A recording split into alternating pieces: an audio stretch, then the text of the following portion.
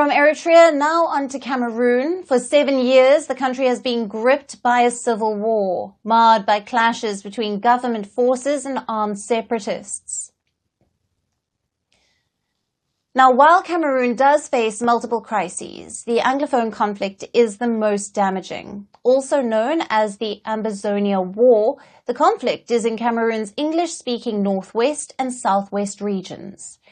Caught in the middle of the civil war is a singer, Afro-soul star Libianca, who has lived in the United States for most of her life, is from Cameroon's Bamenda. The once thriving city of Bamenda is now the heart of the civil war. In 2022, Libianca gained global recognition with her hit song People.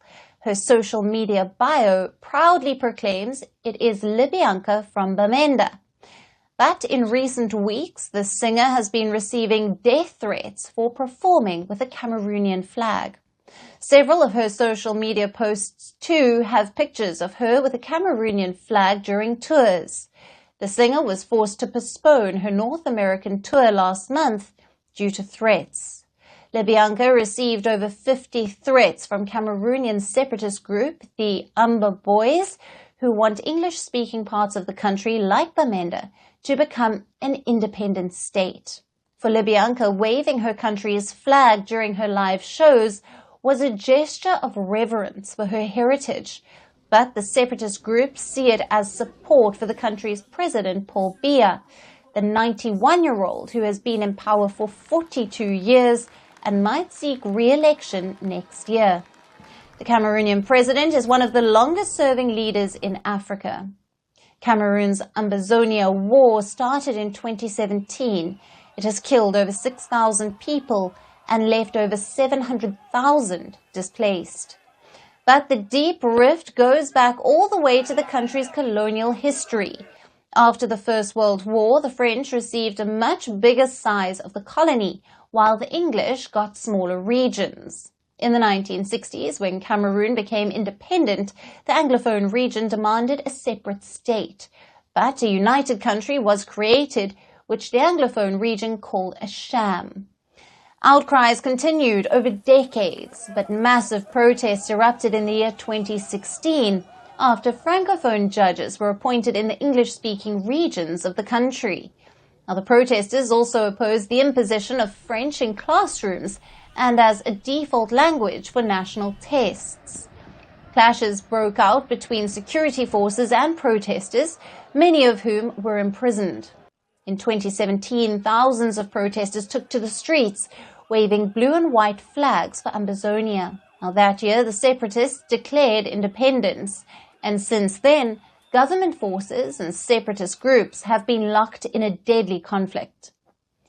In addition to fighting with the country, separatists have now taken to aggressively threatening civilians and popular figures who do not appear to be supporting their secessionist agenda, making apolitical popular artists like Libianca a target. Ladies and gentlemen, mommy and papa them, dear viewers, fellow Ambazonians, I think say now, opportunity, it's an opportunity, or better still, our duty to come and clarify some of these innuendos, to come and clarify some of these arguments that are unfounded. Because I stand here as a citizen activist, an Ambazonian, as we are moving on to the land of glory. First Post is actually a media organ. You can find them on YouTube mostly. When BBC brought out her report on the issue of Libianca, saying that Ambazonians are going after Libianca, or maybe they are putting Libianca under pressure, I did reply to BBC, and I hope some of you shared that reply. This same issue has popped up again, and they are making Libianca to be like Ambazonians are putting pressure on her. I want to make people to understand that we have a duty as activists to always speak the truth. What I said to BBC, the reply I gave BBC, I'll also give it to First Post. I hope First Post watch this video. I hope this video reaches First Post, because we know that you people have a mass audience of maybe about 5 million subscribers on your YouTube channel. And coming out to give such a report on a celebrity, on an artist, on a musician, is really, it's really a kind of a thing that we can call it a biased report, because weighing it on Ambazonia is not really a perfect practice of journalism. Now, first and foremost, we want to let people know that Southern Cameroonians or Ambazonians, we are not fighting to create a state. Listen, First Post, I want to first of all let you people know that Ambazonians, or you call it Southern Cameroonians, we are not fighting to create a state. We are not fighting to create, it is not a creation. We are not fighting to create a state. We are fighting to restore. Listen, First Post. My name is Fabiano Deco. I am an Ambazonian activist. And we stand for the rights of the people of Southern Cameroon unapologetically. And like I'm saying, or like I said, we are not fighting to create a state. What we are doing is to draw the attention of the international community, the United Nations, Britain and France, for them to know that the incomplete decolonization process is the root cause of the 8-year conflict in the Cameroon. And this issue will not be put to rest unless the root causes are being addressed, and the root cause is being addressed. So get this clearly from us today. The people of Southern Cameroon are not fighting to create a state. There is nothing like fighting to create, because we already had a country that was existing before we were lured into this so-called independence by joining. We had a country that was functioning with institutions, with infrastructure. We had democracy. We saw a peaceful transition of power from Ndeli to Foncha. We have enjoyed democracy, the tenets of democracy, and we have lived as a people joyfully, peacefully, and happily. The people of Southern Cameroon are out to restore their statehood that was stolen on the 1st of October 1961. So therefore, First Post, I hope this message finds you well. To all the presenters, all the journalists and reporters of First Post, I hope this finds you well. And I want to let people also know that this issue of Ambazonia, of Southern Cameroon, what is happening on the ground is highly underreported. It's highly underreported, because we cannot be talking about 6,000 people that have been killed by La République du Cameroon. We cannot be talking about 6,000. What is 6,000? What is 6,000? How many people have been displaced? How many people are in need of humanitarian aid? You know all these things. It is highly underreported. And for the last 5 years, the conflict in the Cameroon has remained on the first top 3 most neglected conflicts in the world. This is a fact I'm bringing to you right now. Let us go to the issue of Libianca. As activists who stand for the people, who advocate for the rights of the people of Southern Cameroon, their inalienable right to self-determination, this right that was violated in 1961, we are telling Libianca, this message, I send a reply to BBC, and I'm also sending this same reply to you, First Post. Ambazonians or Southern Cameroonians are not putting pressure on Libianca. We are not putting any pressure on Libianca. We are not asking Libianca to become an Ambazonian activist. Southern Cameroonians or Ambazonians are not forcing or putting any pressure on Libianca. This is the truth of the matter. Libianca comes from Bamenda, which is the capital city of Mezam County in Ambazonia. is the chief town of Mezam County in Ambazonia. Libianca is bred and born from that particular area.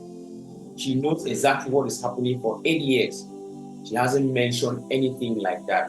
Libianca should not just be interested in going about carrying out her concert when the people back home, when her fans back home are in need of her support. We are just reminding Libianca that she can as well talk about the plight of the commoner on the street. The people on the street, Libianca's fan base begin from home.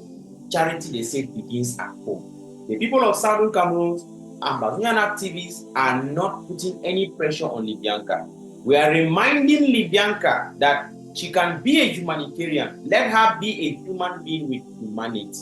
And that is, of course, what she has started doing. She heeded to our call and she started doing. We applaud that particular initiative where she talked of finding ways to raise some funds to support or to assist those who are in dire need. You get the point. We support this particular thing and I think it's very, very good.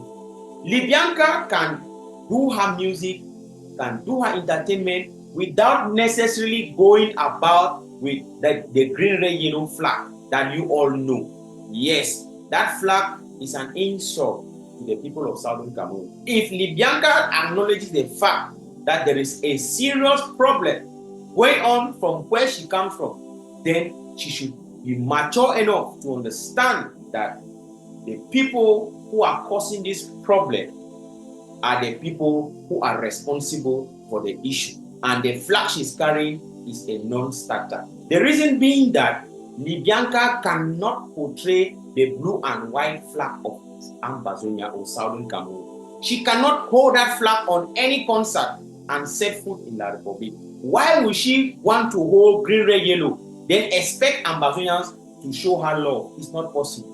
We must bring back her attention and let her know that the people are suffering, they are crying. All those people Libianca say, free my people. Your people are suffering. There is war. Stop the war. Stop this. Solve this problem. Who is the perpetrator? This is the question. Paul Biya declared war on the people of Southern Cameroon on the 30th of November 2017 at the Simalen International Airport. Paul Biya did that. This is the person to be held accountable for. These are the people. They have said they are going to crush us and do everything. They say we are 2 cubes of sugar. The people of Southern Cameroon are just defending themselves. They are out to restore their statehood. So first post, I hope this reply finds you well. To let you people know that we, the people of Southern Cameroon, we are not fighting to create any state. We want to restore our statehood that was stolen from us in 1961.